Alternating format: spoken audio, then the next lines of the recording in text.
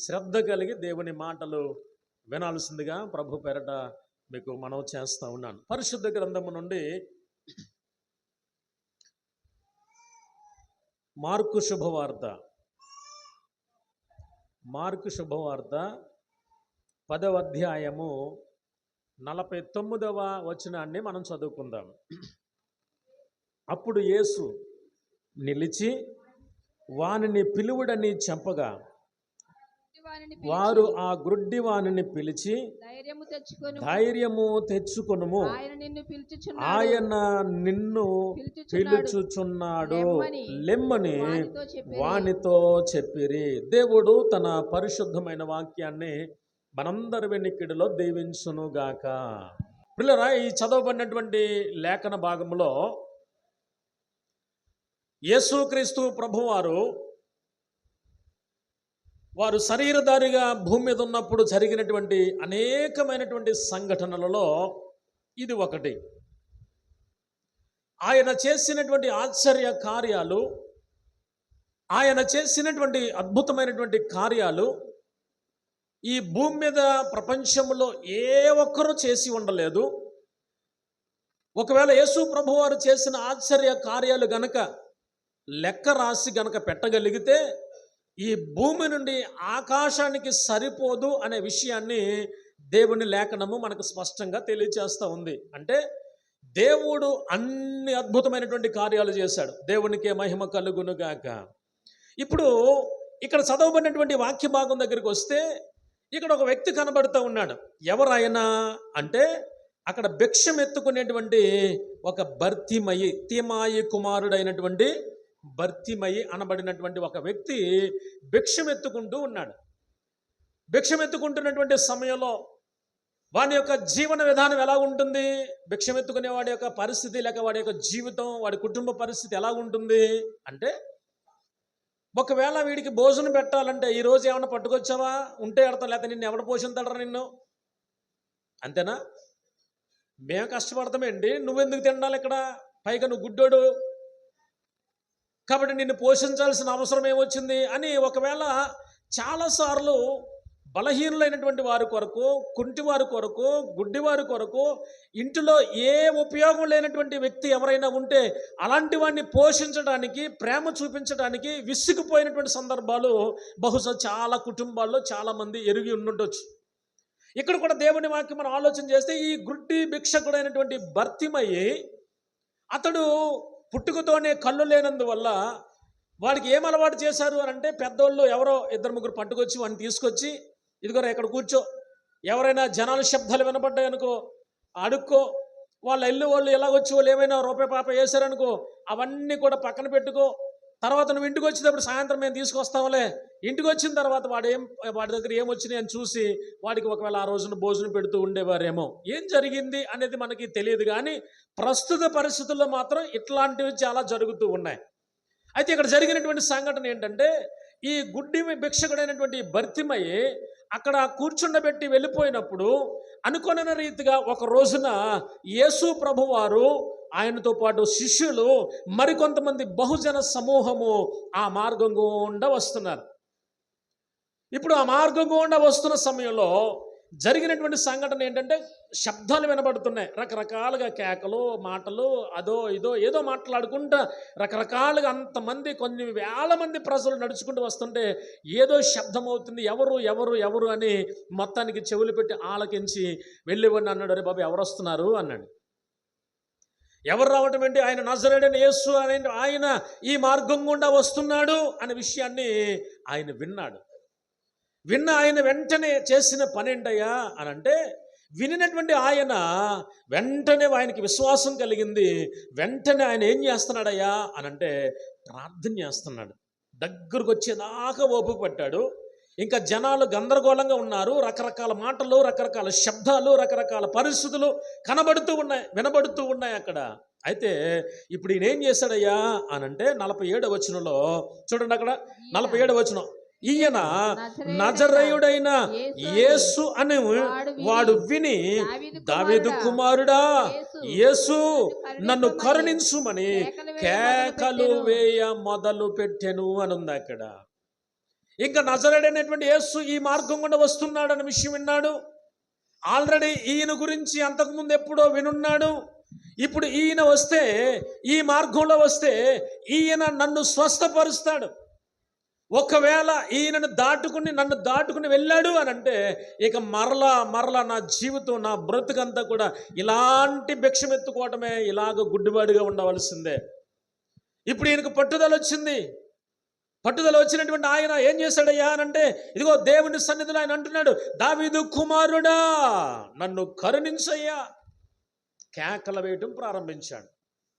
కేకలు వేయటం ప్రారంభిస్తే జరిగినటువంటి సంఘటన ఏంటంటే, అక్కడ 48 వచ్చి చదవమా, ఊరకుండుమని అనేకులు వానిని గద్దించారు. ఒరే బాబు, మేము పక్కనే ఉంటున్నాం, మాకు కార్యాలు కావాలి, నీకేం కళ్ళు లేవు, పైగా దగ్గరికి రాలేవు, ఈ మూల ఎక్కడో కూర్చుని కేకలేస్తున్నావు, ఇంతమంది జనసమూహంలో నీ కేకలు ఆయనకి ఎక్కడికి వినపడతాయిరా, నువ్వు ఊరుగా ఊరకుండుమని వారిని కేకలు వేస్తుంటే జరిగిన సంఘటన ఏంటో తెలుసా? ఊరకుండుమని అందరూ అనగొడుతుంటే ఈడేం చేస్తాడంట అమ్మా, మరి ఎక్కువగా కేకలు వేస్తాడు. ఊరుకోరా బాబు, నీకు ఇప్పుడు సహాయం దొరకదులే, చాలా మంది ఉన్నారు బలహీనులు, చాలా మంది వెంబడిస్తున్నారు, నువ్వు ఆగు అని అన్నా ఈ గుడ్డివాడు ఏం చేశాడు? ఆగకుండగా మరి ఎక్కువగా కేకలు వేయం మొదలు పెట్టెను అని ఉంది అక్కడ. పిల్లరా, ఈరోజు మన జీవితాల్లో మన వ్యక్తిగతంగా మన యొక్క అనుభవాన్ని మనం ఆలోచన చేస్తే, ఏదైనా సరే దేవుని దగ్గరకు వచ్చి మనం అడుగుతూ ఉన్నప్పుడు, దేవుని దగ్గరకు వచ్చి మనము దేవుని సన్నిధిలో ప్రార్థన చేస్తూ ఉన్నప్పుడు, ఆ కార్యము జరగటము ఒకవేళ ఆలస్యమైనా, లేక మనం ప్రార్థన చేస్తున్నప్పుడు మన ఇరుగు పొరుగు వారే చేసావులేమ్మా, ఇప్పుడు దాకా రకరకాలుగా ఉండి ఇప్పుడు వచ్చి చేసేస్తున్నావులే అని ఒకవేళ మన ఇరుగు పొరుగు వారే మనలను ఇలాంటి సూటిపోటి మాటలు అన్నా, వాళ్ళు అన్నారనో, అడిగిన దానికి సమాధానం రాలేదు అనో, లేకపోతే ఇంకా ఏదేదో కారణాలు పెట్టుకుని దేవుని సన్నిధిలో ప్రార్థించటము ఆగకూడదు. అర్థమైందన్నమాట. మనము ప్రార్థన చేస్తున్నప్పుడు సాతాను రకరకాలైనటువంటి సమస్యలు, రకరకాలైనటువంటి శోధనలు మన మీద ఏలుబడి చేయడానికి రకరకాలైనటువంటి వారిని ప్రేరేపిస్తూ ఉంటుంది. ఈ ప్రేరేపణలో రకరకాలైనటువంటి మాటలు రావచ్చు, నిందలు రావచ్చు, అవమానాలు రావచ్చు. వాటి వైపు చూస్తే మనం గురి తప్పిపోతాం. కాబట్టి దేవుని వాక్యం మనకి ఏం జ్ఞాపకం చేస్తుంది అని అంటే, ఇక్కడ గుడ్డివాని యొక్క జీవితం మనకి ఏమి నేర్పిస్తుంది, ఆయనలో ఉన్నటువంటి పాఠము అని అంటే, అనేకులు వారిని గద్దించినప్పటికీ గద్దించిన కొలది ఈ గుడ్డివాడు ఏం చేశాడంట? మరి ఎక్కువగా కేకలు వేయటం ప్రారంభించాడు. పిల్లల, నేటి క్రైస్తవ సంఘములో క్రైస్తవులుగా పిలువబడుతున్నటువంటి మన జీవితాలలో దేవుడు నేర్పిస్తూ ఉన్నటువంటి పాఠం ఏంటయ్యా అని కనుక మనం ఆలోచన చేస్తే, దేవుడు మనతో మాట్లాడుతూ ఉన్నటువంటి మాట, నీకు ఆపద వచ్చినా, శ్రమ వచ్చినా, కష్టం వచ్చినా, బాధ వచ్చినా, నీవు దేవుని తట్టు చేతులు చాపి ఆయన సహాయము కొరకు ఎదురు చూడవలసిందే. సమస్యలు వచ్చాయని వెనుతిరిగి చూడవద్దు, కష్టాలు వచ్చాయని వెనుతిరిగి చూడవద్దు, ఇరుకులు వచ్చాయని వెనుతిరిగి చూడవద్దు. ఎలాంటి పరిస్థితులు నీ కుటుంబం మీద దాడి చేసినా కానీ నీవు వెనుతిరిగి చూడడానికి ఏమాత్రము కూడా అవకాశం లేదు. కాబట్టి ఈ రాత్రికాల సమయంలో ఈ గుడ్డివాని గురించి మనం ఆలోచన చేస్తుంటే ఆయన అన్నాడు, కరుణించుము అని మరి ఎక్కువగా కేకలు వేసినప్పుడు చూడండి అక్కడ జరిగినటువంటి సంఘటన 49వ వచనం. అప్పుడు యేసు నిలిచి వానిని పిలువడని చెప్పగా, వారు ఆ గుడ్డివాణ్ణి పిలిచి, ధైర్యము తెచ్చుకొనుము, ఆయన నిన్ను పిలుచుచున్నాడు, లెమ్మని వానితో ఏమండి చెప్పిరి. ఏమన్నారంట అక్కడ? ఆయన నిన్ను పిలుచుచున్నాడు, లెమ్మని వానితో చెప్పాను. ఈ గుడ్డివాని కేకలు పెడుతుంటే పక్కనున్న వారు అనేక మంది ఇబ్బంది పెట్టినా ఏ మాత్రము కూడా ఆలస్యం చేయకుండా, ఈ క్షణము దాటిపోతే నా జీవితం వేస్ట్ అయిపోద్ది, ఈ క్షణము కనుక ఆయన నన్ను దాటుకుని వెళ్ళాడంటే ఇంకా నా బ్రతుకంత గుడ్డి బతుకే, కాబట్టి నన్ను దాటి వెళ్ళకుండా ఏమైనా సరే, ఎవరు ఎన్ని అన్నా సరే నేను దేవుని పాదాలు పట్టుకోవాలి, కన్నీరు కార్చాలి, ఖచ్చితంగా ఆయన దగ్గర నుంచి నేను స్వస్థత పొందాలనుకున్నాడు. పట్టుదలతో మరి ఎక్కువగా కేకలు వేశాడు. పిల్లరా, కేకలు వేసినందువల్ల అద్భుతమైనటువంటి స్వస్థత ఆ రోజున భర్తిమయ్యి అనబడినటువంటి గుడ్డివాని యొక్క జీవితంలో చూసుకుంటూ వచ్చాడు. ఇక్కడ మనం ఆలోచన చేస్తున్న విషయం ఏంటి అని అంటే, అక్కడ ఒక ప్రభువారు ఒక మాట అన్నాడు, ఆయన నిన్ను పిలుచుచున్నాడు. ఈ రాత్రికాల సమయంలో ప్రియులరా, ఆ మాట మీరు అండర్లైన్ చేసుకోండి. ఆయన నిన్ను. ఈరోజు నీ గురించి ఆయన ఏం ఆలోచన చేస్తూ ఉన్నాడు? ఈ రోజున మన గురించి ఆయన ఎలాంటి ఆలోచన కలిగి ఉన్నాడు? ఆయన నీ గురించి, నా గురించి, మన గురించి ఎలాంటి ఉద్దేశాలు కలిగి ఉన్నాడో కొన్ని విషయాలు ఈ రోజున మనము ధ్యానం చేయబోతూ ఉన్నాం. నిజంగా దేవాది దేవుడు మనతో మాట్లాడుతున్నటువంటి మాటలు, దేవుడు మన పక్షంగా చూపిస్తున్నటువంటి తన అపారమైనటువంటి కృపకు మనము ఏమిచ్చినా ఆయన రుణాన్ని మనము తీర్చలేం. ఈరోజు దేవుడు మన విషయంలో ఎలాంటి ఆలోచన కలిగి ఉన్నాడో, లేక నిన్ను గురించి, నన్ను గురించి ఏమేమి చేయాలని ఆయన అనుకుంటున్నాడో కొన్ని విషయాలు ఈ రోజున మనము ధ్యానం చేద్దాం. చూడండి ఒకసారి, మొట్టమొదటిగా కీర్తనల గ్రంథము 91వ కీర్తన, 91వ కీర్తన 3వ వచనాన్ని మనం చదువుకుందాం. వేటగాని ఊరిలో నుండి ఆయన నిన్ను విడిపించును, ఆయన నిన్ను విడిపించును, నాశనకరమైన తెగులు రాకుండా నిన్ను రక్షించును అనంది అక్కడ. ఇక్కడ చూడండి, ప్రారంభంలో అంటున్నాడు వేటకాని ఊరిలో నుండి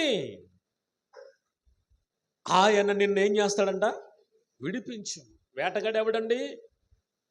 అమ్మ, ఎవరు వేటగాడు? సాతానుడు. సాతానుడి యొక్క పని ఏంటయ్యా అంటే, ఎవరైనా మారు మనసు పొందిన వ్యక్తి ఉన్నారా? ఉంటే వాడిని ఎలాగ లోకంలోకి లాగాలి. మారు మనసు పొందడానికి నేను ప్రయత్నం చేస్తున్నాము అనుకున్న వాళ్ళు ఎవరైనా ఉన్నారా? వీళ్ళు వెళ్ళకోకుండా, పొందకోకుండా ఉండడానికి వాడి ప్రయత్నాలు వాడు చేస్తూనే ఉంటాడు. విశ్వాస జీవితంలో దేవుని యొక్క సన్నిధిని అనుభవించడానికి పిల్లరా సాతానుకి ఏమాత్రము కూడా ఇష్టము ఉండదు. ఇప్పుడు వేటగాని యొక్క ఆలోచన ఏంటి అని అంటే, ఎవరిని ఏ సమయంలో ఎలాగున మృంగాలా, ఎలాగున వాడిని పట్టుకోవాలా, అదే వాడి పని. ఈరోజు మనం ఆలోచన చేద్దాం. దేవుని వాక్యం జ్ఞాపకం చేస్తూ ఉంది, వేటకాని ఊరిలో నుండి ఆయన నిన్ను విడిపిస్తాడు. అంత మాత్రమే కాదు కానీ నాశనకరమైన తెగులును రాకుండగా ఏం చేస్తాడంట? నిన్ను రక్షిస్తాడు. దేవుడు మనలను రక్షించేటువంటి దేవుడు. వేటకాని ఊరిలో పడిపోకుండా నిన్ను రక్షించడానికి సిద్ధంగా ఉన్న దేవుడు. పిల్లల, నాశనకరమైన తెగులు రాకుండగా నిన్ను కాపాడేటువంటి దేవుడు. చూడండి, తెగులు అంటే మందు లేని దాన్ని, లేక మందు లేని జబ్బుని తెగులు అంటారు. గత కాలంలో మనం కూడా అనుభవించాం ఆ తెగులు. ఏంటిది అమ్మా? కరోనా అనేది ఒక తెగులు, ఆంత్రాక్స్ అనేది ఒక తెగులు, ఎబోలా అనేది ఒక తెగులు. అంటే మందు లేని రోగాన్ని దాన్ని తెగులు అంటారు.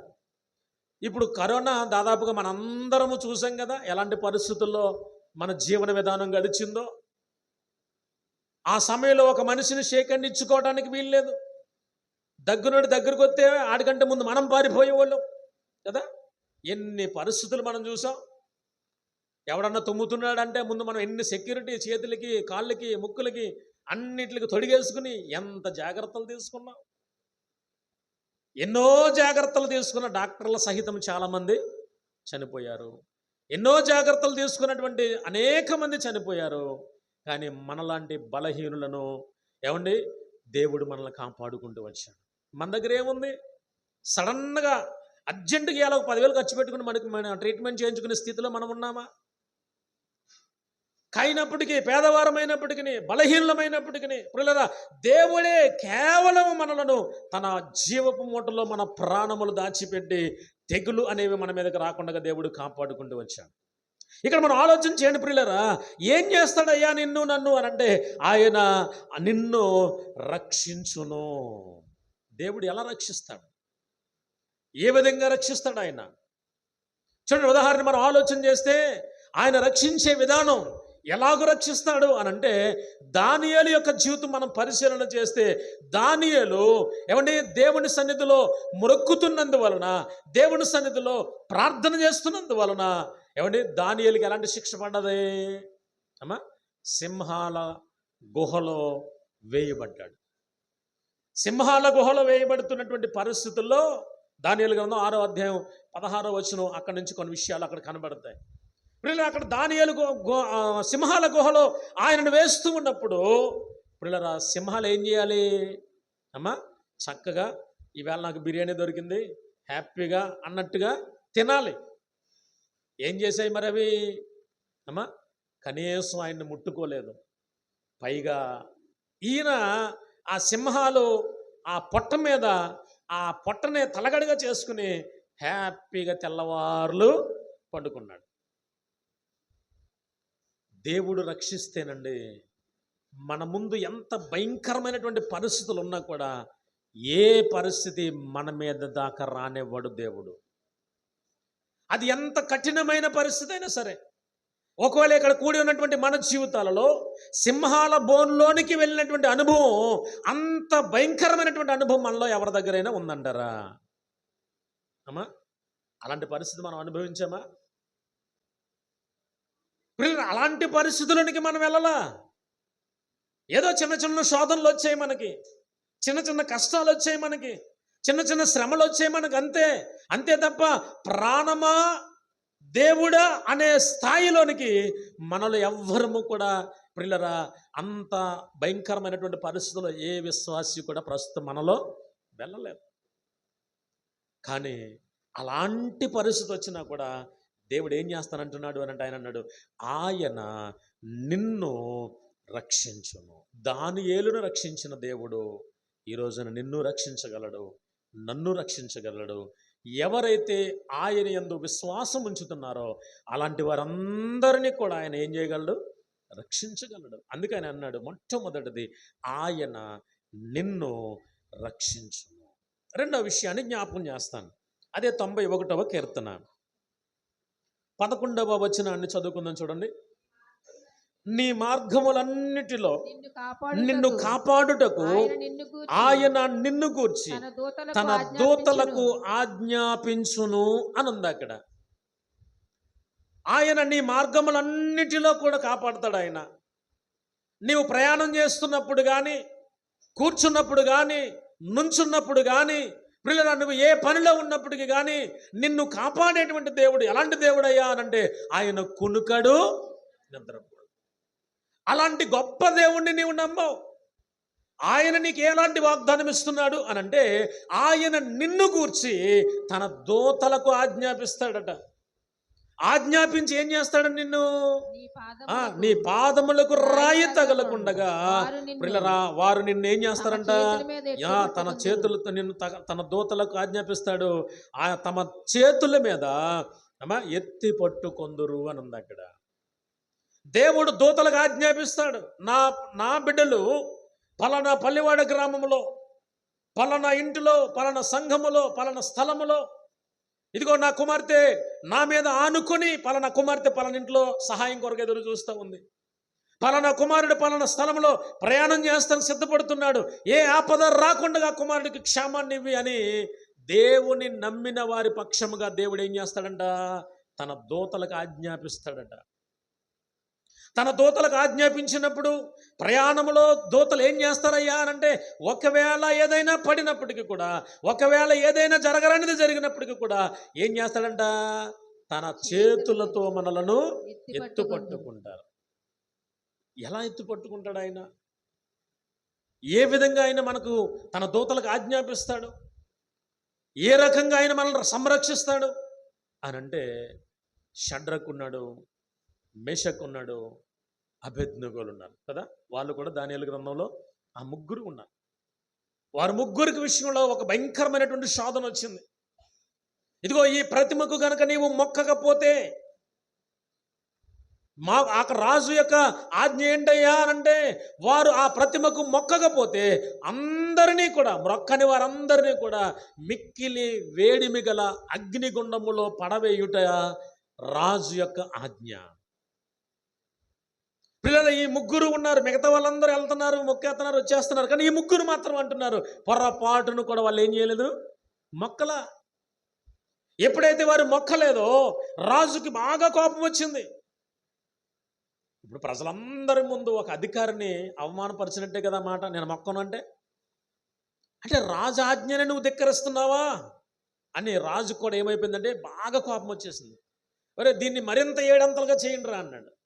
అసలు కొద్ది గొప్ప ఉంటే నేను అనుకుంటాను, అసలు ఖాళీ కాలినట్టుగా ఉంటే అలా పడగానే ఈ కాలు కాలుతుందనుకో, ఈ కాలు లేపుకోవచ్చు కదా, ఈ కాళ్ళు కాలిందనుకో ఈ కాళ్ళు లేపుకోవచ్చు. అసలు మనలో మనమాట.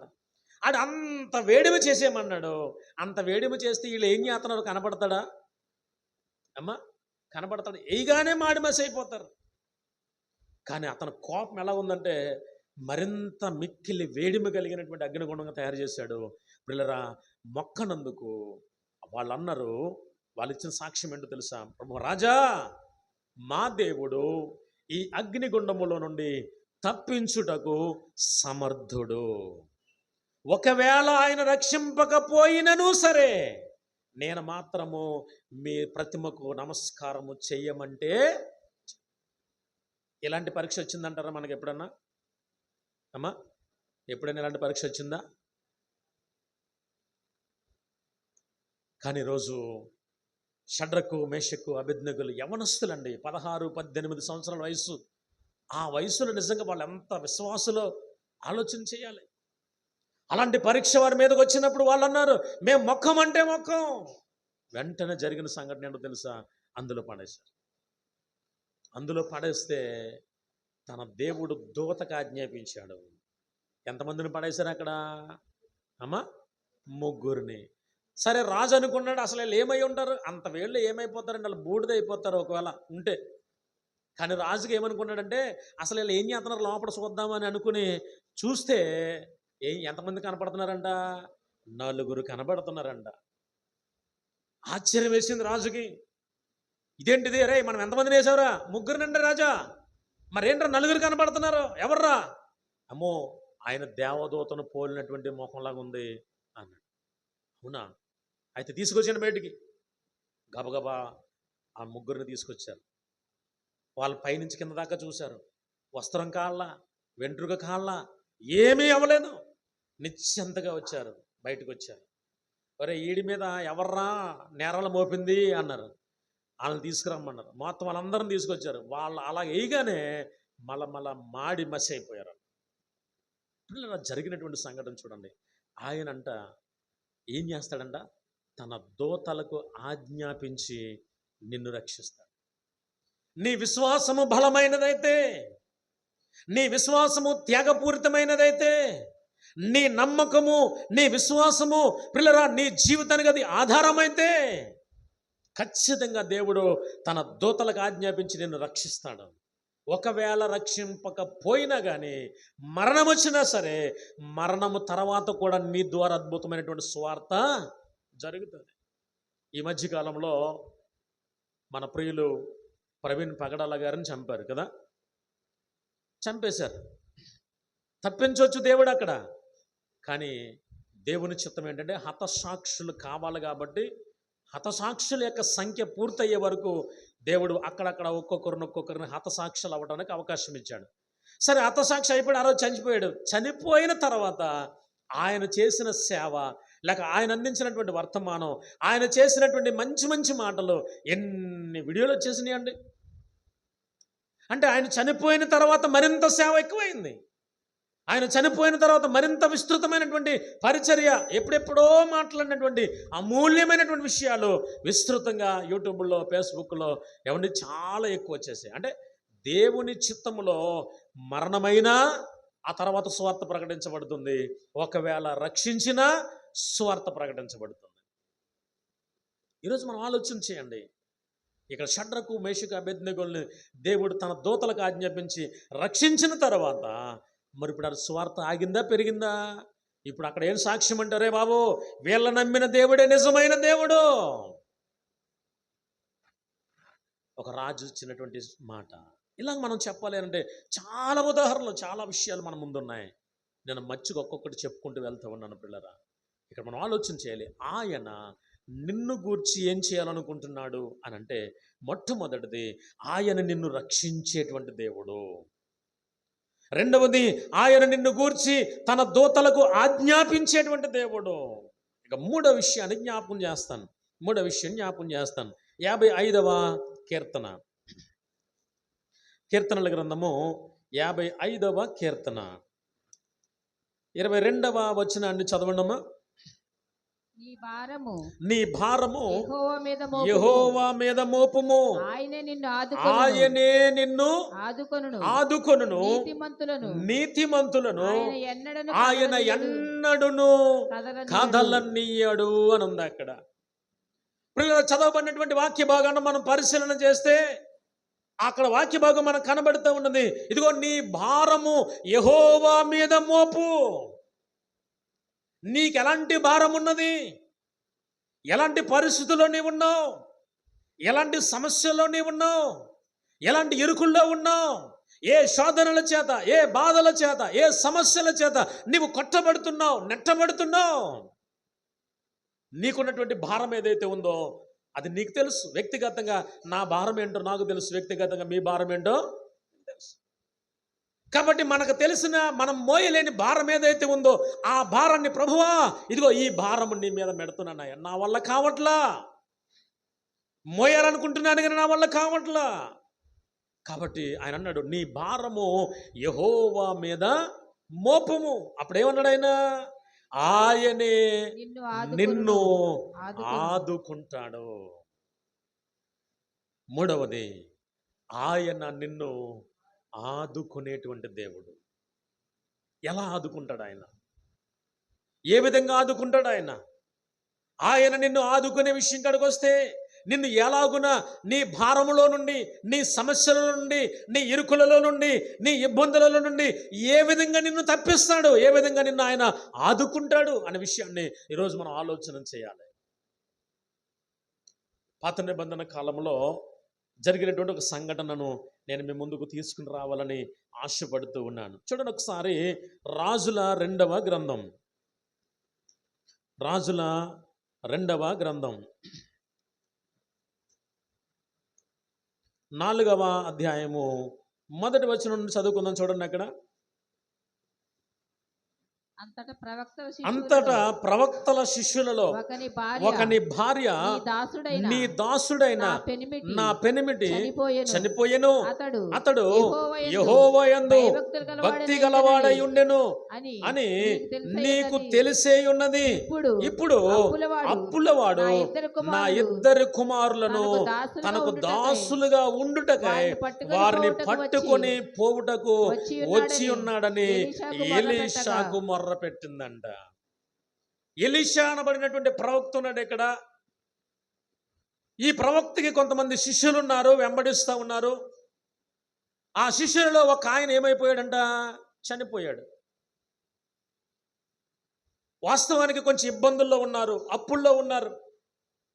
ఇప్పుడు జరిగినటువంటి సంఘటన ఏంటంటే, ఎప్పుడైతే తన యజమానుడు చనిపోయాడో అప్పులు ఇచ్చిన వాడికి అర్థమైంది, అరే వీడి దగ్గర అప్పుడు రావాలంటే ఇంకా మనం రాబట్టుకోవడానికి తీర్చలేని పరిస్థితుల్లో వెళ్ళున్నారు. కాబట్టి ఇప్పుడు ఏం చేయాలి అని గొప్ప ఇంటికి వెళ్ళారు. ఇంటికి వెళ్ళి ఆ పిల్లల్ని, అమ్మ ఎలారా అని కేకేగానే పిల్లలు వాళ్ళ మొత్తానికి వచ్చారు. సర్లే అయితే పిల్లలిద్దరిని నేను తీసుకెళ్ళిపోతాను, నా ఇంట్లో పనిగా పెట్టుకుంటాను, ఆ నెల కొద్దిగా జీతం కట్ అవుతుంది, కొంతకాలం చేసిన తర్వాత నాకు తీరిపోయిందిలే అప్పు అని అనుకుంటే అప్పుడు నీ పిల్లల్ని పంపిస్తాను అని తీసుకెళ్ళిపోవడానికి వచ్చాడు. ఇప్పుడు ఒక పక్క భర్త పోయాడు, మరొక పక్క పిల్లలిద్దరిని కూడా తీసుకుపోవడానికి అప్పు ఇచ్చినోడు వచ్చాడు. ఇప్పుడు ఏం చేయాలి? వెంటనే పరిగెత్తుకుంటూ వచ్చింది, ఎలీషా దగ్గరికి వచ్చింది. అయ్యా, నీ శిష్యులలో ఒక్కడు నా యజమానుడు, ఇప్పుడు ఆయన చనిపోయాడు, ఆయన బ్రతుకున్నప్పుడు కొంత అప్పు చేశాడు, అప్పు తీర్చలేకుండా చనిపోయాడు. ఇప్పుడు అప్పుల వారు వచ్చి అంటున్నారు నా పిల్లలిద్దరినీ కూడా తీసుకుని వెళ్ళిపోతానికి సిద్ధంగా ఉన్నారు. ఇప్పుడు ఏం చేయమంటావయ్యా? అని ఎలీషాకు మొర్ర పెట్టినప్పుడు ఎలీషా ఏం సమాధానం ఇచ్చాడు చూడండి అక్కడ. ఎలీషా ఎలీషా నా నా వలన నీకేమి కావాలను నీ ఇంటిలో ఏమి ఉన్నదో అది నాకు తెలియజెప్పుమనెను. అందుకు ఆమె నీ దాసురాలైన నా ఇంటిలో నూనె కుండ ఒకటి ఉన్నది, అది తప్ప మరేమియో లేదని చెప్పింది. నా ఇంట్లో నూనె కుండ ఒకటి ఉందయ్యా, అది కూడా ఏమి ఫుల్గా ఏమి లేదు, కొద్ది గొప్ప ఉండుంటుంది నూనె. ఆ నూనె కుండ ఒక్కటే ఉంది. ఒకవేళ వండుకోవడానికి ఏమైనా పాత్రలు అయ్యేమనంటే ఒకటి రెండు పాత్రలు ఉండుంటాయి, అంతకు మించి ఏమీ లేవు. ఇప్పుడు ఏం చేయమంటారు?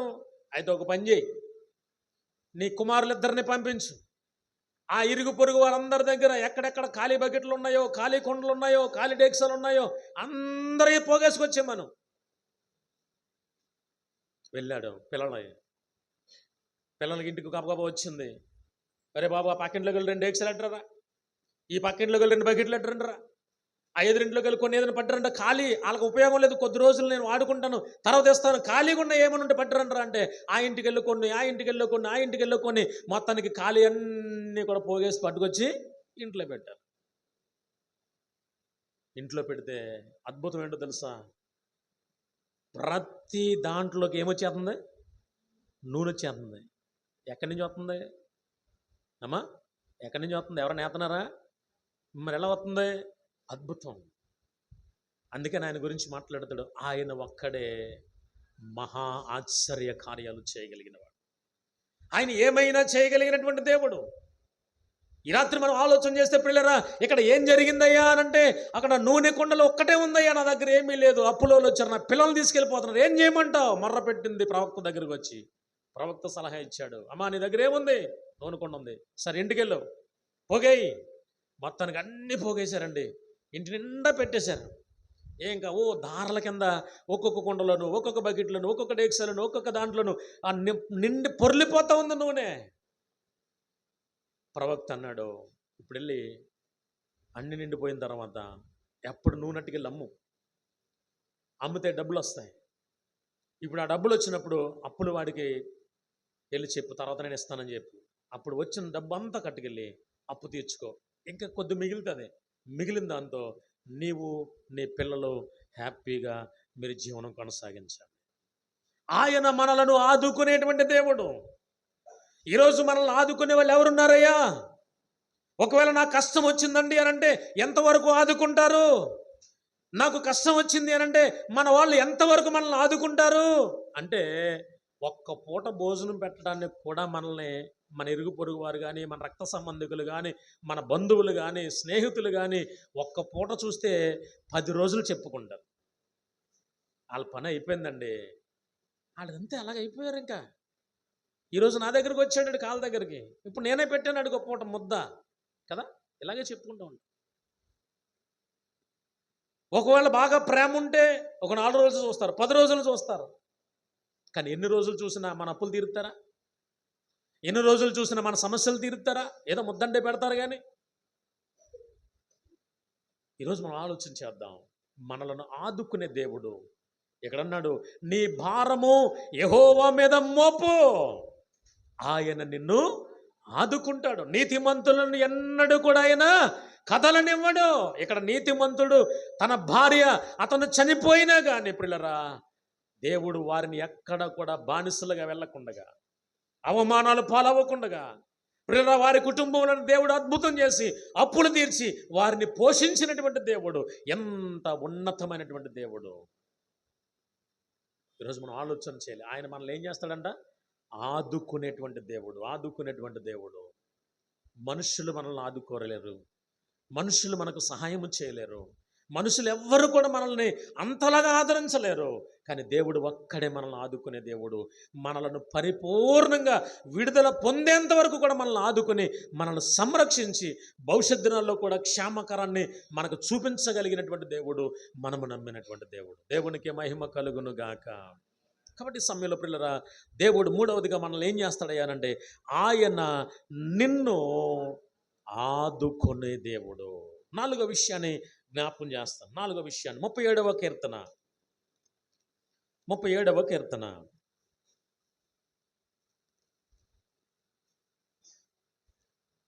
34వ వచనం చదవమ్మా. యెహోవా కొరకు యెహోవా కొరకు కనిపెట్టుకొని ఉండుము. ఆయన మార్గమును అనుసరించు. ఆయన మార్గములను అనుసరించుము. భూమిని స్వతంత్రించుకొనున్నట్లు ఆయన నిన్ను హెచ్చించును అని ఉంది అక్కడ. ప్రియులారా, ఇక్కడ చదవబడినటువంటి వాక్య భాగాన్ని చూడండి. ఆయన అంటున్నాడు, అయ్యా ఇదిగో యెహోవా కొరకు నీవు కనిపెట్టుకొని ఉండు. అంటే దేవుడు ఎప్పుడు నాకు సహాయం చేస్తాడా, దేవుడు ఎప్పుడు నన్ను ఆదరిస్తాడా, ఎప్పుడు నన్ను ఈ సమస్యల నుంచి బయటపడేస్తాడా, ఎప్పుడు ఈ ఉరికులో నుంచి నన్ను తప్పిస్తాడా అని దేవుని సహాయము కొరకు ఏం చేయాలంటున్నాడు? కనిపెట్టుకుని ఉండు. నువ్వు కనిపెట్టుకుని ఉండు. ఆయన మార్గములను అనుసరించు. కనిపెట్టుకుని ఉండి నీ ఇష్టం వచ్చినట్టు ఉండొద్దు. ఆయన మార్గములు, ఆయన ఏం చెప్పాడో, ఎలా ఉండమన్నాడో, ఏం చేయమన్నాడో వాటిని అనుసరించి నువ్వు నడుచుకో. ఆ తర్వాత ఆయన అన్నటువంటి మాట ఏంటో తెలుసా? భూమిని స్వతంత్రించుకున్నట్లు ఆయన నిన్ను హెచ్చిస్తాడు. 4వ మాట, ఆయన ఏం చేస్తాడంట? మనల్ని హెచ్చిస్తాడు. దేవుని వాక్యం ఏం జ్ఞాపకం చేస్తుంది అని అంటే, మీరు దేవుని సన్నిధిలో ఆయన రెక్కల క్రింద దీన మనస్కులై ఉండండి అంటాడు పేతురు భక్తుడు. ఎలా ఉండాలంట? దీన మనస్కులై ఉండండి అంటే తగ్గించుకొని ఉండండి. తగిన సమయమందు మిమ్మల్ని హెచ్చిస్తాడు. ఆ విషయం మర్చిపోవద్దు. అప్పటి వరకు మీరు ఎలా ఉండాలి అనంటే దీన మనస్కులై ఉండండి. దీన మనస్కులై ఉండండి. దీన మనస్కులై ఉంటే దేవుడు ఎలాగున మనలను హెచ్చిస్తాడో, ఏ విధంగా హెచ్చిస్తాడో ఒక మాట మనం చదువుకుందాం. చూడండి ఒకసారి ఆదికాండము 41వ అధ్యాయం 41వ వచనాన్ని చదువుకుందాం. 41వ అధ్యాయము 41వ వచనం. 41 చదవమ్మా. మరియు ఫరో చూడుము, ఐగుప్తు దేశమంతటి మీద నిన్ను నియమించి ఉన్నానని యోసేపుతో చెప్పెను. తర్వాత చదివేమా. మరియు ఫరో తన చేతినున్న తన ఉంగరమును తీసి యోసేపు చేతిని పెట్టి సన్నపు నార బట్టలు అతనికి తొడిగించి అతని మెడకు బంగారు గొలుసు వేసి తన రెండవ రథము మీద అతనిని ఎక్కించెను. అప్పుడు వందనము చేయుడని అతని ముందర జనులు కేకలు వేసిరి. అట్లు ఐగుప్తు దేశమంతటి మీద అతనిని నియమించెను. మరియు ఫరో యోసేపుతో, ఫరోను నేనే అయినను నీ సెలవు లేక ఐగుప్తు దేశమంతటను ఏ మనుష్యుడును తన చేతినైనను కాలినైనను ఎత్తకూడదని చెప్పెను అని ఉంది అక్కడ. ఎవరి గురించి మాట్లాడుతుందండి వాక్యం? అమ్మా, యోసేపు గురించి ఈ వాక్యం మాట్లాడుతుంది. యోసేపు ఎలాంటి స్థితిలో ఐగుప్తు దేశంలో అడుగుపెట్టాడు? ఎలాంటి పరిస్థితులు అడుగుపెట్టాడు దేశంలో? బానిస పిల్లోడు, అంటే ఇంట్లో పని చేసుకోవడానికి వెళ్ళాడు. అది కూడా ఎలాగా? అన్నలు కొట్టి పడేశారు, అమ్మేశారు. ఆ తర్వాత ఇక జరిగిన సంఘటన ఏంటయ్యా అని అంటే, పిల్లరా, ఆ తర్వాత ఇష్మాయిలు తీసుకుని వెళ్ళి కొద్ది రోజులు వైద్యం చేయించి, వీడు అందంగా ఉన్నాడు, బాగున్నాడు, ఈ పిల్లోడిని మరెక్కువ రేటుకి ఇంకో చోటకి అమ్మేద్దాం అని చెప్పేసి సంతలోకి తీసుకుని వెళ్ళి ఆ పిల్లోడిని ఎవరింట్లోకి కావాలి అని అంటే, ఆ ఫరో ఇంట్లోకి మంచి కుర్రాడు కావాలయ్యా, నమ్మకస్తుడు, మీరు చూడండి ఎవరైనా మంచి పిల్లోడు కావాలి అని అంటే, వెంటనే ఈ ఇష్మాయిలు ఏం చేశారంటే, ఆ మంచి పిల్లోడు ఉన్నాడు, మాకెంత డబ్బు ఇస్తే మేము అతనికి ఇస్తామని చెప్పేసి మొత్తానికి యోసేపుని తీసుకొచ్చి ఆ ఫరో ఇంట్లోనికి అమ్మేశారు. ఇంట్లోకి వెళ్ళినప్పుడు ఎలా చేస్తారు చెప్పండి? ఇంట్లోకి వెళ్తే ఎలా వెళ్ళాడు ఇతను? బానిస పిల్లడికి వెళ్ళాడు. మర్యాదలు చేస్తారు ఇంట్లోకి వెళ్తే. వెళ్ళగానే అరే ఆ పని చేయి, ఇంక ఈ పని చేయి, ఇంక అది చెయ్యి, ఇది చెయ్యి, ఇంకంతే. సరే వాళ్ళు చెప్పిన పనులన్నీ చేస్తూ ఉన్నాడు. పిల్లల విషయం ఏంటంటే, ఫరోకి విషయం అర్థమైంది కొన్ని రోజుల తర్వాత. అరే నా ఇల్లు ఏంటి ఇంత ఆశీర్వాదకరంగా ఉంటుంది, నా పరిస్థితి ఏంటి మారింది, ఎప్పటి నుంచి మారింది, ఎలా మారింది, కారణం ఏంటి? ఆలోచన చేసేసరికి అనుకున్నాడు, మరి ఈ బుడ్డోడు ఎవడు వచ్చాడు కదా మన ఇంట్లోకి, ఆడొచ్చిన కాడి నుంచి నా పరిస్థితి బాగుంది, అసలు ఎవడితను, అతని మీద ఆలోచన చేశాడు. అతను పలానా ఆహా సరే, ఇతనిని బట్టి మొత్తానికి చాలా విషయాలు తెలుసుకున్నాడు, కలభావం తెలుసుకున్నాడు, ఆ కళలో ఉన్నటువంటి పరిస్థితులన్నీ తెలుసుకున్నాడు. ఇప్పుడు చేసినటువంటి పని ఏంటయ్యా అనంటే, ఫరో రథం ముందెళ్తుంది, వెనకాల ఇంకొక రథం పెట్టాడు, సిద్ధం చేశాడు. ఆ రథము మీదకి యోసేపుని ఎక్కించాడు. ఎక్కించే ముందు సన్నపు నార వస్త్రాలు ధరించారు, ఉంగరం పెట్టారు, బంగారపు చైన్ వేశారు. ఏ రాజు తర్వాత రాజుకి ఏ హోదా ఉండాలో, ఎలాంటి బట్టలు వేసుకోవాలో, ఎలాంటి వస్త్రధారణ కావాలో అవన్నీ సిద్ధం చేశారు, అన్ని ధరించారు. వాహనం మీద కూర్చుండబెట్టారు. ముందు ప్రజలు బయలుదేరుతున్నారు. రే వందనాలు చెప్పండి రా, ఫరో వస్తున్నాడు రా, వందనాలు చెప్పండి రా. ఫరో తర్వాత ఇంకొక అతను వస్తున్నాడు, ఆయనకి వందనాలు చెప్పండి రా. ప్రజలందరూ కూడా రోడ్డు మీద నిలబడి వందనాలు చెప్తూ ఉన్నారు. ఫరో అన్నాడు, ఫరోను నేనే, రాజును నేనే, కానీ నీ సెలవు లేకుండా ఒక్కడు కూడా చెయ్యెత్తడు, ఒక్కడు కూడా కాలెత్తడు. ప్రియులారా, ఇక్కడ అన్నటువంటి మాట, నీవు ఆయనను నమ్ముకో. ఆయనని నీవు నమ్ముకున్నప్పుడు ఆయన నిన్ను ఏం చేస్తానని చెప్తుంది వాక్యం, హెచ్చిస్తాను. ఎలాంటి స్థితిలో నుండి ఎలాంటి స్థితిలోనికి హెచ్చించబడ్డాడు ఇక్కడ. ఎలాంటి స్థితిలో ఉన్నాడు యోసేపు, ఎలాంటి స్థితిలోనికి హెచ్చించబడ్డాడు యోసేపు. అలాంటి హెచ్చింపు స్వభావం, అలాంటి హెచ్చింపు జీవితం ఈ రోజున మనకు కావాలి అనంటే ఖచ్చితమైనటువంటి నిర్ణయాలు మనం తీసుకోవాలి. మనము కూడా దేవుని యొక్క బలిష్టమైనటువంటి రెక్కల క్రింద దీన మనస్కులై ఉన్నప్పుడు దేవుడు మనలను ఆదుకునేటువంటి దేవుడు, దేవుడు మనలను హెచ్చించేటువంటి దేవుడు. కాబట్టి ప్రియులారా, ఈ రాత్రికాల సమయంలో ఆయన నిన్ను ఏం చేస్తాడయ్యా అనంటే హెచ్చించేటువంటి దేవుడు. మరొక మాట చదువుకుందామా? 5వ విషయాన్ని జ్ఞాపకం చేసుకుందాం. దినవృత్తాంతముల గ్రంథం, దినవృత్తాంతముల మొదటి గ్రంథం,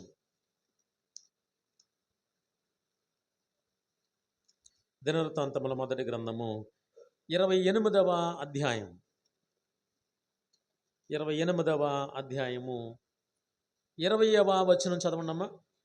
మరియు దావీదు తన కుమారుడైన సొలొమోనుతో చెప్పినది ఏమనగా, నీవు బలము పొంది ధైర్యము తెచ్చుకొని అమ్మా ఈ పనిని పూనుకొనుము, భయపడకుండుము, వెరవకయుండుము.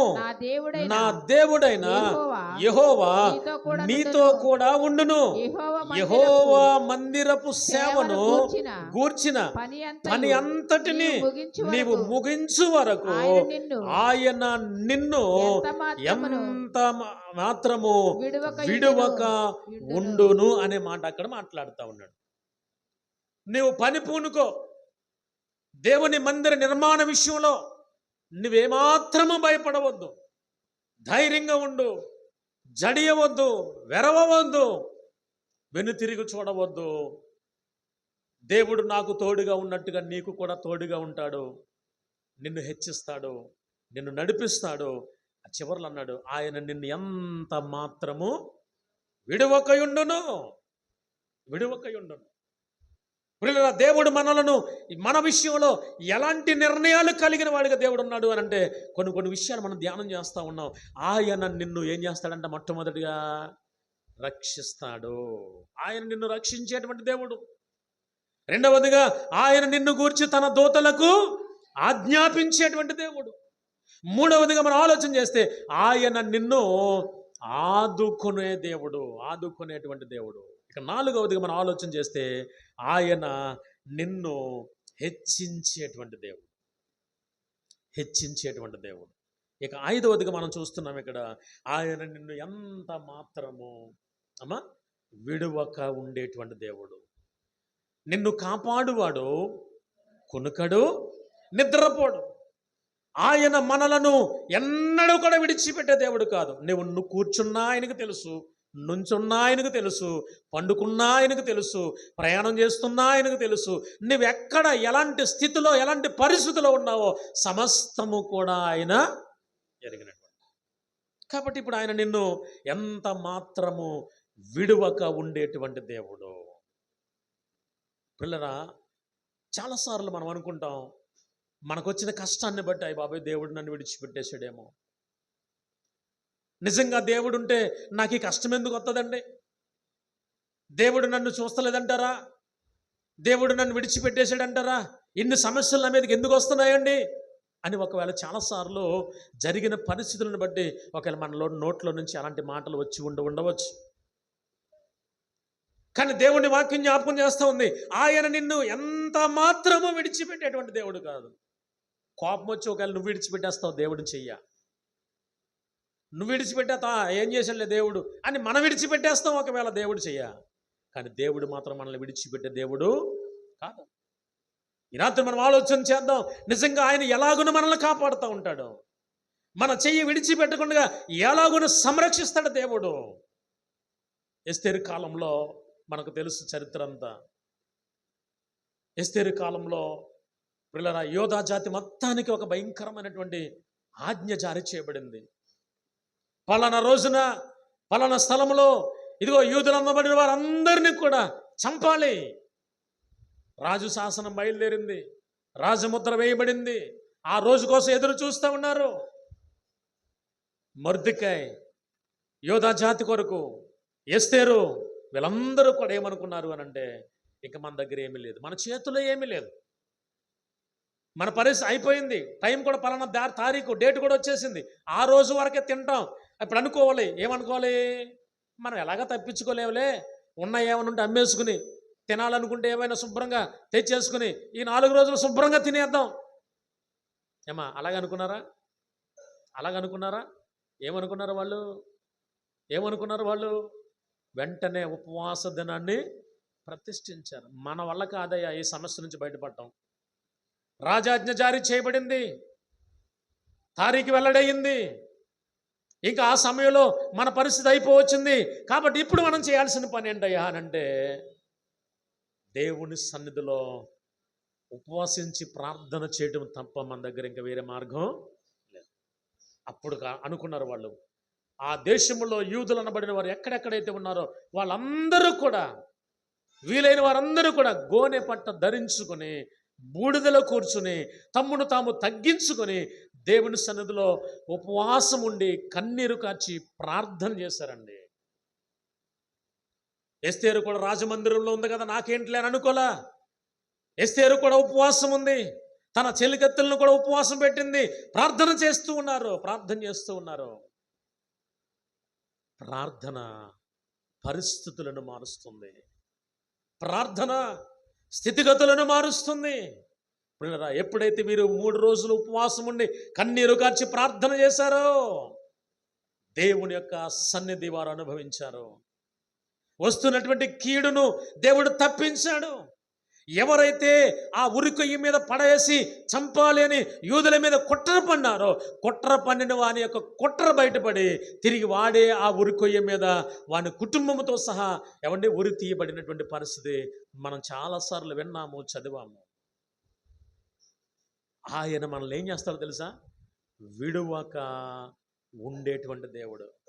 అలాంటి శ్రమ వస్తే ఇప్పుడు మనం ఆలోచించేద్దాం. పల్లివాడ గ్రామంలో యేసు ప్రభువుని నమ్ముకున్నాము అన్న వాళ్ళని ఉరి తీస్తాం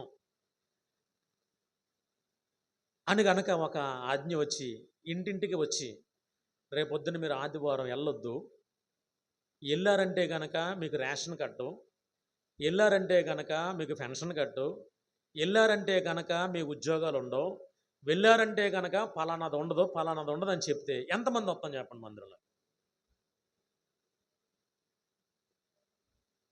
చిన్నవి తీసేస్తానంటేనే రాము, ప్రాణం తీస్తానంటే అసలే రాము, తలుపు గెడట్టి బిడాయించి కూర్చొని లోపల ఇంకా పొరపాటు కూడా బయటికి రాము. కానీ పిల్లరా, దేవుడు అంటున్నాడు ఆయన నిన్ను విడువడు, ఎంత మాత్రమో విడవడంట. విడివడు అనే దాంట్లో ఆయన ముందు ఇంకొక మాట పెట్టాడు. ఏమన్నాడు? ఎంత మాత్రమో విడివడు, ఎంత మాత్రం విడివడు. ఈరోజు మనం ఆలోచన చేద్దాం ప్రియులారా, దేవుడు ఎలాంటి దేవుడయ్యా అనంటే ఆయన ఎంత మాత్రము మనలను విడిచిపెట్టే దేవుడు, ఆయన విడువక ఉండేటువంటి దేవుడు.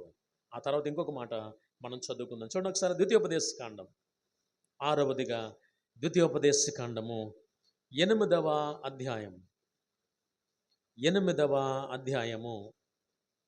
15వ వచనాన్ని మనం చదువుకుందాం. అయితే మీరు అమ్మా మా స్వార్థము 8వ అధ్యాయము 15వ వచనం అమ్మ.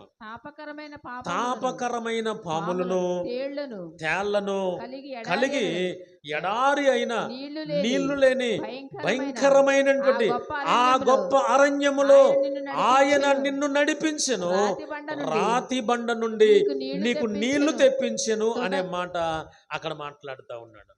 చూడండి, మోషే నాయకత్వంలో జరిగినటువంటి సంఘటనలను రెండవసారి ఆయన జ్ఞాపకం చేస్తున్నటువంటి పరిస్థితిని ఇక్కడ జ్ఞాపకం చేస్తూ ఉన్నాడు.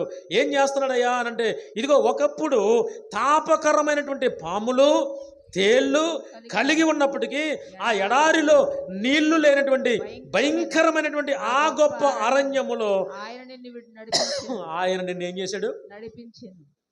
అలాంటి పరిస్థితుల్లోనే నిన్ను నడిపించాడు. అలాంటి భయంకరమైనటువంటి పరిస్థితుల్లోనే ఆయన నిన్ను నడిపించాడు దేవుడు. మరి ఇప్పుడు శ్రేష్టమైనటువంటి మార్గం దగ్గరికి వచ్చావు, పాలు తేనెలు ప్రవహించే దేశానికి వచ్చావు. ఇక నువ్వు నడిచి ప్రయాసపడాల్సినటువంటి పరిస్థితి లేకుండా ఏమంటే ఒక శ్రేష్టమైనటువంటి దేశంలో నువ్వు అడుగు పెట్టావు. అడుగు పెడుతున్నటువంటి సమయంలో భయంకరమైనటువంటి శ్రమలు నువ్వు అనుభవించుకుంటూ వచ్చావు. అక్కడే నడిపించినటువంటి దేవుడు ఇప్పుడు నిన్ను నడిపించడా? అలాంటి భయంకరమైనటువంటి శ్రమల్లో నుండే తప్పించినటువంటి దేవుడు ఇప్పుడు నిన్ను తప్పించడా? చూడండి, ఇక్కడ అనుకుంటాం మనం చాలాసార్లు మనకు వచ్చినటువంటి సమస్యలను బట్టి మనం ఆలోచన చేస్తే చాలాసార్లు ఏమనుకుంటాం తెలుసా? మనం అయ్య బాబాయ్ ఎలాగండి నా పరిస్థితి, అయ్య బాబాయ్ నా పరిస్థితి ఏంటండి, ఇలాగ మన మనసులోకి రకరకాల ఆలోచనలు వస్తూ ఉంటాయి. కానీ ఒక్కసారి వెనక్కి తిరిగి ఆలోచన చేస్తే ఎలాంటి పరిస్థితులు దాటొచ్చామో ఎవరికి వారి సాక్ష్యాన్ని అడిగితే చెప్తారు. ఒకప్పుడు మా బ్రతుకులు ఇవ్వండి, ఒకప్పుడు మా పరిస్థితి ఇదండి, ఒకప్పుడు తినడానికి ఆహారం లేని పరిస్థితులండి, ఈరోజు దేవుడు సమృద్ధులను తీసుకుని వచ్చాడు. ఒకప్పుడు మా పరిస్థితి ఫలానా ఫలానా ఫలానా. ఎవరిని అడిగినా ఒక 20 సంవత్సరాలు 50 సంవత్సరాల క్రితం జీవితం అడిగితే చెప్పగలరు అందరూ కూడా, మా పరిస్థితి ఫలానా ఫలానా ఫలానా. ఎంత దుర్భరమైన పరిస్థితులు. అలాంటి పరిస్థితుల్లో నుంచే దేవుడిని తప్పించి నడిపించినప్పుడు ఇప్పుడు శ్రేష్టమైనటువంటి పరిస్థితి దేవుడు నీకు అప్పగించిన తర్వాత అప్పుడు నడిపించిన దేవుడు ఇప్పుడు నడిపించడని ఎందుకు అనుకుంటున్నావు? అప్పుడు పోషించిన దేవుడు ఇప్పుడు పోషించడని ఎందుకు అనుకుంటున్నావు? అప్పుడు విడిపించిన దేవుడు ఇప్పుడు విడిపించడని ఎందుకు అనుకుంటున్నావు? అప్పుడు నడిపిస్తున్నటువంటి దేవుడు ఇప్పుడు నడిపించడు అని ఎందుకు అనుకుంటున్నావు? ఈ రాత్రి మనం పరిశీలన చేసుకుందాం. ఆయన ఒక మాట చెప్పాడు. ఏమన్నాడో తెలుసా? ఆయన నిన్ను నడిపించేటువంటి దేవుడు. ఆయన నిన్ను నడిపిస్తాడు. అందుకే పాడదాం, నడిపిస్తాడు నా దేవుడు, శ్రమలోనైనా నన్ను విడువడు, నడిపిస్తాడు నా దేవుడు, శ్రమలోనైనా నన్ను విడువాడు. మన దేవుడు నడిపించేటువంటి దేవుడు. శ్రమలు వచ్చినాయని విడిచిపెట్టే దేవుడు కాదు, కష్టాలు వచ్చినాయని విడిచిపెట్టే దేవుడు కాదు. ఆ కష్టాల నుంచి ఎలాగో నిన్ను విడిపించి నడిపించాలో తెలిసినటువంటి దేవుడు. అందుకనే ఈ రాత్రికాల సమయంలో 6వ విషయాన్ని దేవుని వాక్యం మనకు జ్ఞాపకం చేస్తూ ఉంది. ఆయన నిన్ను నడిపించేటువంటి దేవుడు. మోషే గురించి ఒక మాట అంటాడు ప్రభు. ఏమన్నాడు తెలుసా? యెహోషువ కాలంలో చెప్తాడు, ఇదిగో నేను మోషేకు తోడై ఉన్నట్లు యెహోషువా నేను నీకు తోడై ఉంటాను, భయపడద్దు. మన ముందు పితరులకు దేవుడు తోడుగా ఉన్నట్టుగా ఈ రోజున మనకు ఆయన తోడుగా ఉంటానని వాగ్దానం చేస్తున్న దేవుడు. తోడుగా ఉండటమే కాదు కానీ మనలను నడిపిస్తానని కూడా ఆయన వాగ్దానం చేస్తున్నటువంటి దేవుడు. కాబట్టి సమయంలో పిల్లరా, ఆయన మనలను ఏం చేయాలనుకుంటున్నాడు అనంటే నడిపించేటువంటి దేవుడు. ఏం చేస్తాడంట? నడిపించేటువంటి దేవుడు. చివరిగా ఇంకొక మాట మనం చదువుకుని పిల్లల ప్రార్థనలోనికి వెళ్దాం. అదే ద్వితీయోపదేశకాండం 28వ అధ్యాయం 28వ అధ్యాయము 8వ వచనాన్ని మనం చదువుకుందాం. నీ కొట్లలోను నీవు చేయు ప్రయత్నములన్నిటిలోనూ నీకు దీవెన కలుగునట్లు యెహోవా ఆజ్ఞాపించును. నీ దేవుడైన యెహోవా నీకిచ్చుచున్న దేశములో ఆయన నిన్ను ఆశీర్వదించును అని ఉంది అక్కడ. ఆయన నీకిచ్చుచున్న దేశములో ఆయన నిన్ను ఆశీర్వదించును. అంటే మనకు దేవుడు ఏ దేశములో మనలను నియమించాడో, ఏ దేశములో, ఏ ప్రాంతములో, ఏ పట్టణములో, ఏ గ్రామములో, ఏ మారుమూల ప్రాంతంలో మనలను పుట్టించాడో దేవుడు, అది దేవుని చేతిలో ఉంది. పుట్టించబడ్డాం, పెరిగాం, పెద్దవాళ్ళమయ్యాం, మంచిదే. ఇప్పుడు ఈ స్థలంలో దేవుడు మనల్ని ఏం చేయాలని కోరుకుంటున్నాడు అనంటే ఆశీర్వదించాలని కోరుకుంటున్నాడు. 7వదిగా ఆయన నిన్ను ఆశీర్వదించును. ఎలాగ ఆశీర్వదిస్తాడు దేవుడు? ఏ విధంగా ఆశీర్వదిస్తాడు దేవుడు? ఆయన ఆశీర్వదిస్తే ఆ ఆశీర్వాదము ఎన్నటెన్నటికీ కూడా అది ఎలా ఉంటుందంట? నిలిచి ఉంటుంది.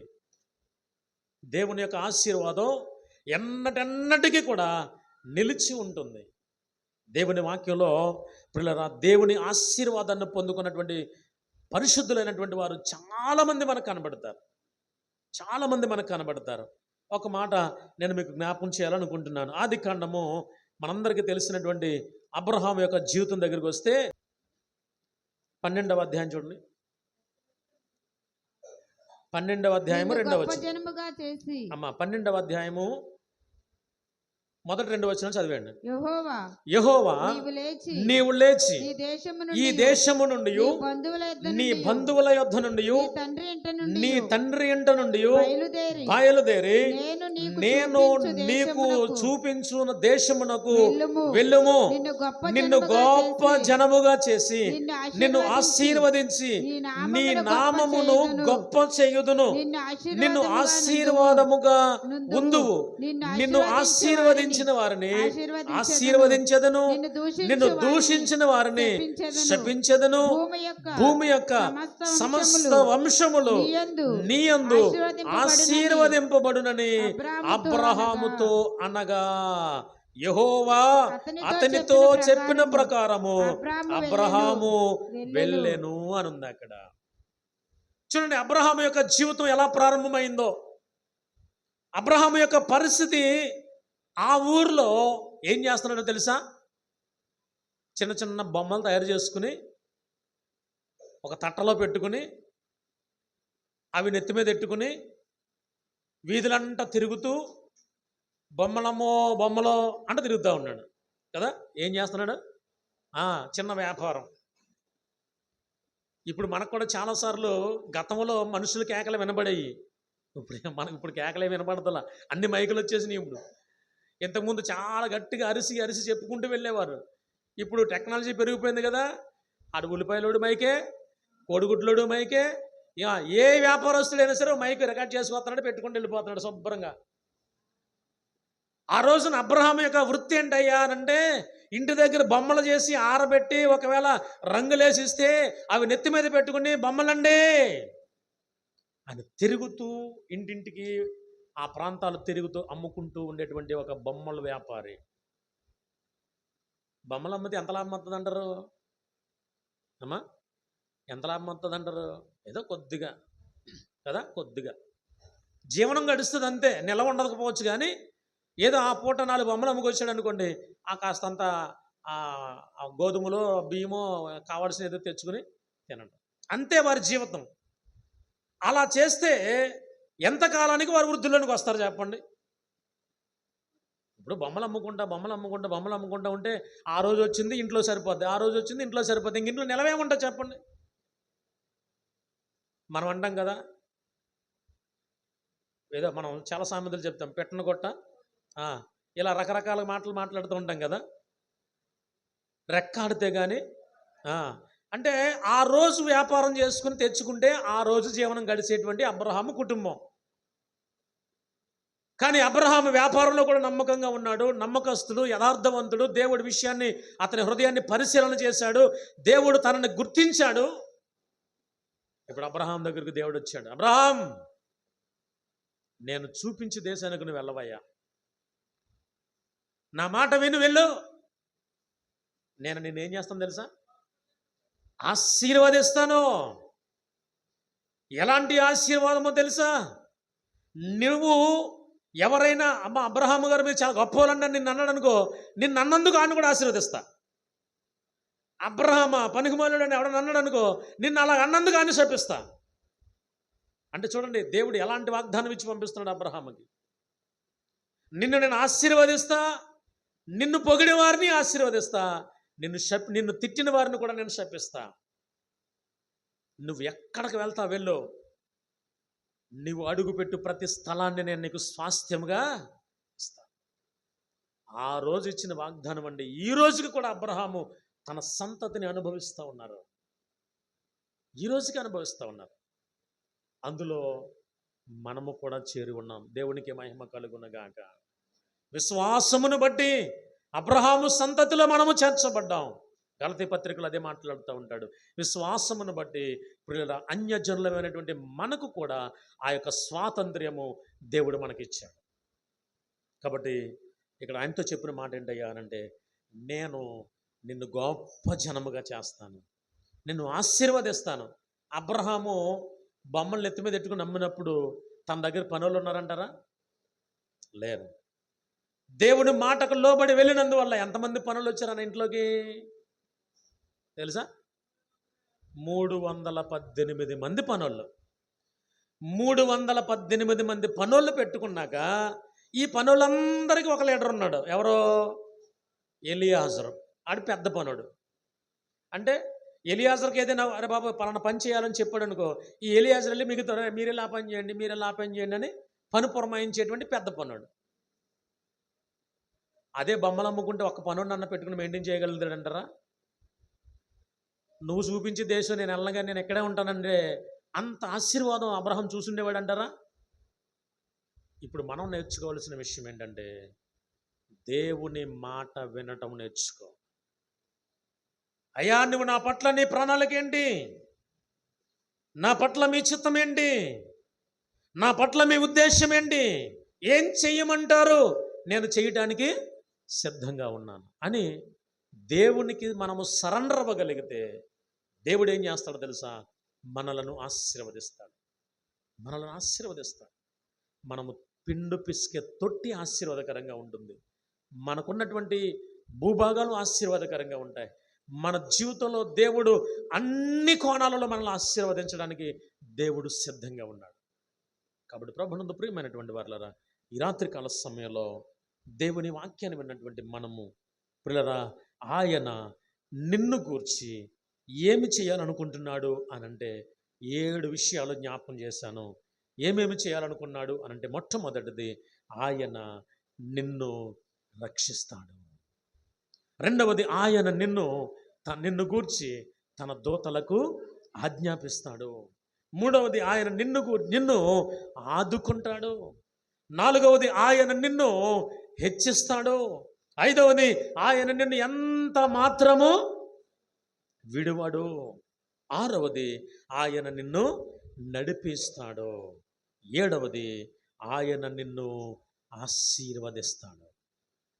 ఇలాంటి ఆశీర్వాదం నువ్వు పొందుకోవాలి అనంటే, నిన్ను గూర్చినటువంటి మాట నీ జీవితంలో, మన జీవితాల్లో, నా జీవితంలో నెరవేర్చబడాలి అనంటే, ఆ గుడ్డి భిక్షకుడు వేసినటువంటి కేకలు ఏదైతే ఉన్నాయో, ఎన్ని శోధనలు వచ్చినా, ఎన్ని అడ్డంకాలు వచ్చినా, ఎంతమంది గద్దించినా, ఎంతమంది అతన్ని ఆపినా, సమస్యను విడిచిపెట్టకుండగా దేవుని పాదాలు పట్టుకుని ఆ సమస్య తీరే వరకు కన్నీరు కార్చి మరింతగా కేకలు వేసి విడుదల పొందినటువంటి అద్భుతమైనటువంటి గడియ మనం చూసాం. ఈ రాత్రికాల సమయంలో ఈ సంపూర్ణ ఉపవాస ప్రార్థన కూడికలో దేవుని వాక్యాన్ని విన్నటువంటి నా ప్రియమైనటువంటి దైవజనాంగమా, ఇది ఆల్ నైట్ ప్రార్థన. ఈ ప్రార్థన కూడికలో మనము ఇప్పటి వరకు వాక్యాన్ని విన్నాం, తర్వాత సాక్ష్యాలు వింటాం, ఆ తర్వాత తెల్లవారులు 4 దాటే వరకు మనం దేవుని సన్నిధిలో గోజాడి ప్రార్థన చేస్తూ ఉంటాం. ఒక తీర్మానముతో ప్రార్థనలోనికి వెళ్దాం. ప్రభువా, ఈ రాత్రి ఒక దర్శనాన్ని నేను చూడాలి, ఈ రాత్రి నేను స్వరాన్ని వినాలి, ఈ రాత్రి నేను ఆశీర్వదించబడి వెళ్ళాలి. ఆనాడు యాకోబు ఏలాగున పెనుగులాడి ఆశీర్వదిస్తేనే తప్ప నేను విడిచిపెట్టనన్నాడు. అలాంటి పట్టుదలతో కూడినటువంటి ప్రార్థన అనుభవం కలిగిన వారిగా మనం ఉండాలి. అట్లాంటి అనుభవం, అట్లాంటి తీర్మానం కలిగి ఒకవేళ మనం ప్రార్థన చేయగలిగితే ఆయన నిన్ను గూర్చి 7 విషయాలు చెప్పాను, 7 విషయాలు కూడా మనం స్వతంత్రించుకోవడానికి దేవుడు ద్వారాలు తెరిచి ఉంచాడు. అద్భుతమైనటువంటి విడుదల దేవుడు మన పక్షంగా ప్రకటిస్తున్నాడు. అటువంటి ధన్యత, అటువంటి గొప్ప భాగ్యం దేవాది దేవుడు మనకును మన కుటుంబాలకును దయచేసి నడిపించును గాక.